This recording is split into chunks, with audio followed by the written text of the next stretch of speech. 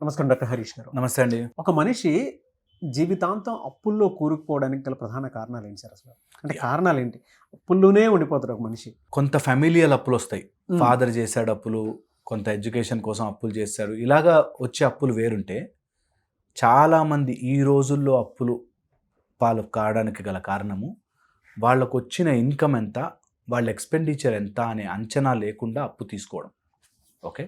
ఇది మేజర్‌గా ఎంతమంది మిడిల్ క్లాస్ అనే ఉండే వాళ్ళు, లోవర్ మిడిల్ క్లాస్ ఉండేవాళ్ళు ఎక్కువగా ఈ అప్పుల్లో కూరుకుపోవడానికి గల కారణం, వాళ్ళకొచ్చిన దానికంటే ఎక్కువగా డబ్బు తీసుకుని, వాడుకుని, చిన్న చిన్న అనవసరమైన విషయాల మీద ఖర్చు పెట్టేసి అప్పుల పాలైపోతారు.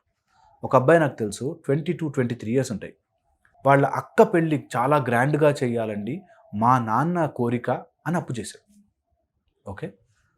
ఎంత హార్డ్‌లీ 12, 15 లాక్స్ ఉన్నాయి అంతే. ఎక్కువ కూడా లేవు.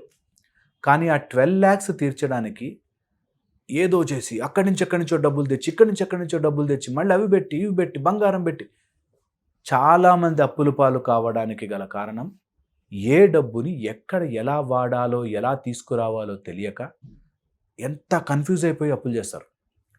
2,00,000 అప్పు ఉంటుంది. దాన్ని తీర్చడానికి ఇంకొకళ్ళు ఎవరి దగ్గర నుంచో ఇంకొక 2,00,000 తీసుకొస్తాడు.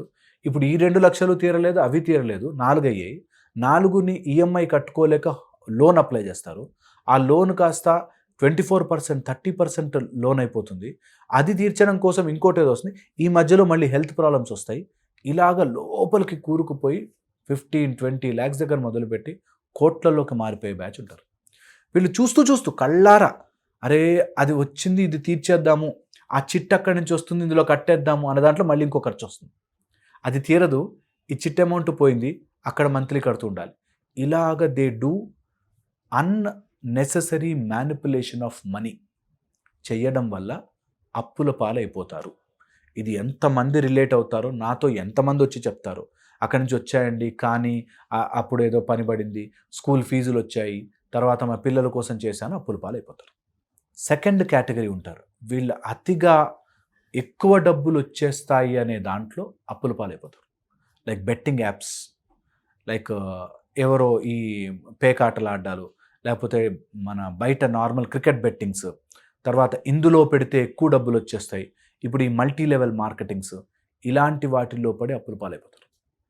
వాళ్ళు ఖచ్చితంగా అప్పుల పాలైపోతారు. ఫోర్త్ వచ్చేసి అనవసరమైన చోట ఇన్వెస్ట్ చేసి, లైక్ ఏదో ల్యాండ్ కొంటారు, అది స్టక్ అయిపోతుంది, అది సమ్వేర్ మన లిటిగేషన్లో ఉండిపోతుంది, అది రాదు, అక్కడ స్టక్ అయిపోతుంది. నేను ఇంకా చాలా కామన్గా చూసిన దాంట్లో, వీళ్ళు పేరెంటల్ నుంచి వస్తుంది ప్రాపర్టీ అని అనుకుని, దానికి వచ్చే లోపలే వీళ్ళు అప్పులు చేసేసి అక్కడ మునిగిపోతారు. అన్నెసరీ బిజినెస్ల్లో డబ్బులు పెట్టి, అక్కడి నుంచి డబ్బులు వస్తాయి, ఇక్కడి నుంచి డబ్బులు వస్తాయని ఆశపడి పోగొట్టుకుంటారు. సిక్స్త్ మోస్ట్ కామన్ మేము చూసింది stocks. Intraday stocks, mutual funds అలాంటివి ఇంకా సేఫర్. బట్ ఇంట్రాడే స్టాక్స్ చేసేసి అక్కడ నాకు తెలిసిపోయింది, నాకు ఈ ప్లాన్ తెలిసిపోయింది, నాకు అది అయిపోయింది, అది వచ్చేస్తుంది అని ఎంతోమంది ఈ కొన్ని చిన్న చిన్న కోర్సులు అటెండ్ అయిపోయి, నాకు స్టాక్ మార్కెట్ మొత్తం అర్థమైపోయింది, ఇంకా నేను స్టాక్ మార్కెట్ని ఏలడానికి నేనే పుట్టాను అన్నట్టుగా పెడుతూ పోతారు డబ్బులు. ఇంకా స్టాప్ లాస్ ఉండదు, దాన్ని క్యాలిక్యులేటివ్ రిస్క్ ఉండదు, పెట్టేస్తారు. పెట్టి ఈసారి 2,00,000 పోయాయి కదా, నెక్స్ట్ దాంట్లో 10 లక్షలు కొడతాను చూడు అని పంతానికి పోయి వెళ్తారు. ఎమోషనల్ అది చేసి, స్టాక్స్ ట్రేడింగ్ చేసి, ఎమోషనల్ ట్రేడర్స్, ఇది వస్తుందిరా, పెరుగుతుందని నాకు తెలుసు, వాడికి అప్పుడెప్పుడో 10 years బ్యాక్ పెడితే ఇప్పుడు ₹1,00,00,000 వచ్చాయంట అనే చిన్న చిన్న ఎమోషనల్ ట్రేడింగ్కి పోయి మొత్తం పోగొట్టుకుంటారు. ఇదొకటి. ఈ మధ్య బాగా చూస్తున్నది బిట్ కాయిన్స్, తర్వాత ఈ గేమింగ్ యాప్స్, వీటిల్లో చాలా కామన్గా డబ్బులు పోగొట్టుకుంటారు. Okay. Next hyped up spending, ఆ బట్టలు, ఈ బట్టలు, ఆ కార్లు, ఇలాంటివి చేసుకోవాలా, అందరితో లావిష్గా ఎంజాయ్ చేయాలి, చూపించాలి అనే దాంట్లోకి వెళ్ళిపోతారు. ఓకే. ఇది వెరీ వెరీ డేంజరస్. ఒకతను సాఫ్ట్వేర్ ఎంప్లాయీ, మంచి ప్యాకేజ్, 2-3 lakhs పర్ మంత్ వచ్చే ప్యాకేజ్, ఇల్లు కొనేసాడు, ఈఎంఐలో పెట్టేసుకున్నాడు, ఇంకోటి ఏదో కారు కొనేసాడు, ఈఎంఐలో పెట్టేసుకున్నాడు, తక్కువ మంది జాబ్లో తీస్తారు. జాబ్ తీస్తారు, డబ్బులు లేవు, టైట్ అయిపోతుంది. ఫ్రెండ్స్ దగ్గర నుంచి 10 లక్షలు 20 లక్షలు తీసుకున్నాడు, అయిపోయింది. 40 లక్షల అప్పు, అక్కడ ఇల్లు పోవట్లేదు, తీరట్లేదు, స్టక్ అయిపోయారు. ఇప్పుడు ఆ ఇల్లు వదిలిపోతే పరువు నష్టం. ఓకే, దానికోసమని ఆ వైఫ్ను కొట్టి వైఫ్ దగ్గర నుంచి డబ్బులు తెప్పించి అట్లా మోసపోతారు. సో ఇన్ని రకాలుగా అప్పుల్లో ఉండిపోతారు జస్ట్ బై సింపుల్ కామన్. నాకు 1,00,000 వస్తే నేను 90,999 రూపాయలు తినవచ్చు, ఖర్చు చేసుకోవచ్చు అనే సింపుల్ లాజిక్ అర్థం కాక 1,00,000 వస్తే 1,50,000 ఖర్చులు పెట్టి 1,50,000 వస్తే 3,00,000 ఖర్చులు పెట్టి స్పాయిల్ చేస్తాం.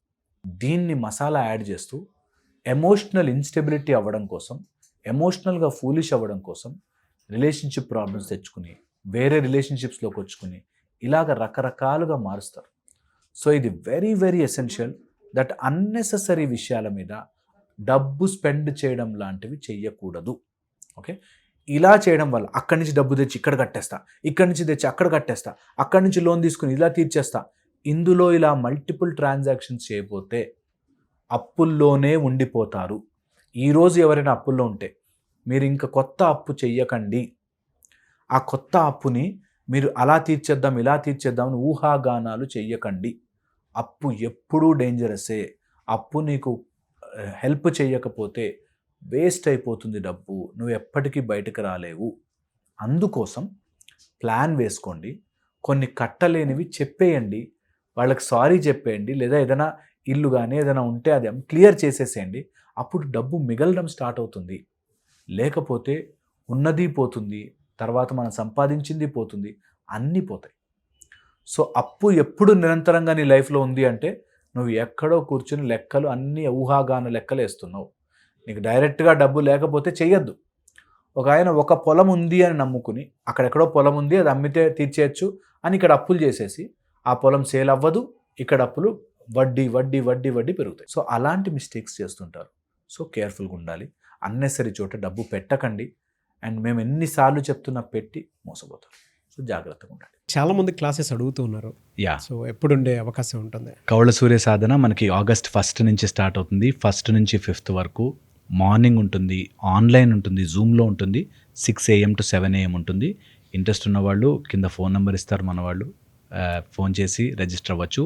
కౌళ్ళ సూర్య సాధన, కౌళ అంటే ఫ్యామిలీ, సూర్యుడి యొక్క కుటుంబం, మనమందరము సౌర కుటుంబంలో ఉన్నాం కాబట్టి సో అది నేర్చుకోవాలి. కౌళ్ళ సూర్య సాధన August 1 నుంచి స్టార్ట్ అవుతుంది. ఫెంటాస్టిక్ అండి. చాలామంది ఈగర్గా వెయిట్ చేస్తున్నారు ఆ క్లాస్ కోసం. Yeah, thanks for the announcement.